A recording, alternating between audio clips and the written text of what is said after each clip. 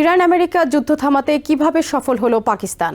Trump কেন শেহবাজ শরীফের মধ্যস্থতায় রাজি হলেন? তেহরানের আস্থা কিভাবে অর্জন করলো ইসলামাবাদ? ইরান আমেরিকার মাঝে কেন পাকিস্তানি হলো সেতু?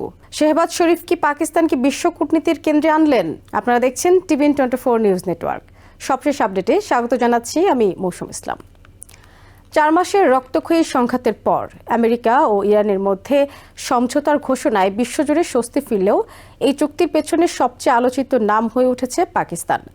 দুই চিরবৈরী শক্তিকে আলোচনার টেবিলে ফেরাতে মধ্যস্থতাকারীর ভূমিকায় সামনে এসেছেন পাকিস্তানের প্রধানমন্ত্রী শেহবাজ শরীফ। দীর্ঘদিন ধরে মুখোমুখি অবস্থানে থাকা ওয়াশিংটন ও তেহরানের মধ্যে যোগাযোগের সেতু তৈরি করা সহজ ছিল না। তবে ভৌগোলিক অবস্থান, আঞ্চলিক সম্পর্ক এবং দুই পক্ষের সঙ্গে যোগাযোগের সুযোগ কাজে লাগিয়ে সেই কঠিন কূটনৈতিক দায়িত্ব নেয় ইসলামাবাদ। বিশ্লেষকরা বলছেন, পাকিস্তানের এই ভূমিকার পেছনে শুধু শান্তি প্রতিষ্ঠার চেষ্টা নয়, বরং নিজেদের আঞ্চলিক গুরুত্ব নতুন করে তুলে ধরার কৌশলও কাজ করেছে। ইরানের সঙ্গে প্রায় 900 কিলোমিটারের সীমান্ত রয়েছে পাকিস্তানের। তাই প্রতিবেশী দেশে দীর্ঘ যুদ্ধ চললে সীমান্ত নিরাপত্তা, শরণার্থী সংকট, জ্বালানি সরবরাহ এবং অভ্যন্তরীণ স্থিতিশীলতায় সরাসরি প্রভাব পড়ার আশঙ্কা ছিল ইসলামাবাদের। অন্যদিকে আমেরিকার সঙ্গেও পাকিস্তানের কয়েক দশকের সামরিক, গোয়েন্দা ও কূটনৈতিক সম্পর্ক রয়েছে। আফগানিস্তান যুদ্ধ থেকে শুরু করে আঞ্চলিক নিরাপত্তা ইস্যুতে ওয়াশিংটনের সঙ্গে দীর্ঘদিন কাজ করেছে ইসলামাবাদ। এই দুই সম্পর্কের ভারসাম্যই শেহবাজ শরীফকে মধ্যস্থতার সুযোগ তৈরি করে দেয়। যুদ্ধ শুরুর পর পাকিস্তান প্রকাশ্যে কোনো পক্ষ নেওয়ার বদলে কূটনৈতিক সমাধানের উপর জোর দেয়। ইসলামাবাদের বার্তা ছিল, মধ্যপ্রাচ্যে আরেকটি দীর্ঘ যুদ্ধ শুধু সংশ্লিষ্ট দেশ নয়, পুরো বিশ্বের অর্থনীতি ও নিরাপত্তার জন্য ঝুঁকি তৈরি করবে। বিশেষ করে হরমুজ প্রণালীতে উত্তেজনা বাড়ার পর দ্রুত সমাধানের প্রয়োজনীয়তা আরও স্পষ্ট হয়। কারণ বিশ্বের অন্যতম গুরুত্বপূর্ণ জ্বালানি পরিবহন পথ অচল হলে তেলের দাম বৃদ্ধি এবং বৈশ্বিক অর্থনীতিতে বড় ধাক্কার আশঙ্কা ছিল। এরপর শুরু হয় পাকিস্তানের পর্দার আড়ালের কূটনীতি। শেহবাজ শরীফ প্রশাসন প্রথমে দুই পক্ষের মধ্যে বার্তা আদান প্রদানের মাধ্যম হিসেবে কাজ করে। আমেরিকার নিরাপত্তা উদ্বেগ এবং ইরানের রাজনৈতিক অবস্থান একে অপরের কাছে পৌঁছে দেওয়ার চেষ্টা করে ইসলামাবাদ। কূটনৈতিক পর্যায়ের এই যোগাযোগের ধারাবাহিকতা প্রায় 5 দশকের অচলাবস্থা ভেঙে আমেরিকা ও ইরানের প্রতিনিধি সরাসরি আলোচনায় বসানোর পথ তৈরি হয়। প্রথম দফার আলোচনায় বড় কোনো চুক্তি না হলেও সেটি ছিল গুরুত্বপূর্ণ অগ্রগতি। কারণ দীর্ঘদিন পর দুই দেশ যুদ্ধক্ষেত্রের পরিবর্তে কূটনৈতিক পথে সমাধান খোঁজার বিষয়ে আগ্রহ দেখায়।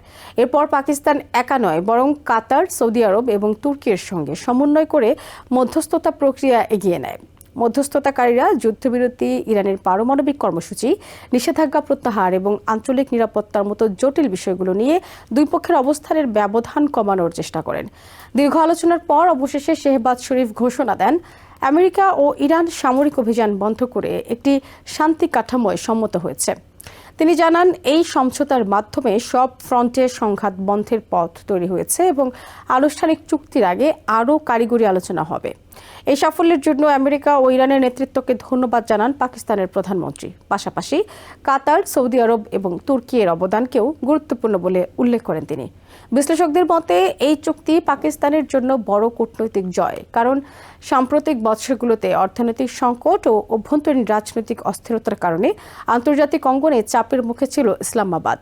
এখন আমেরিকা ইরানের মতো বড় সংকটে মধ্যস্থতা করে পাকিস্তান দেখাতে চাইছে দক্ষিণ এশিয়ার বাইরেও বৈশ্বিক কূটনীতিতে তাদের ভূমিকা রাখার সক্ষমতা রয়েছে।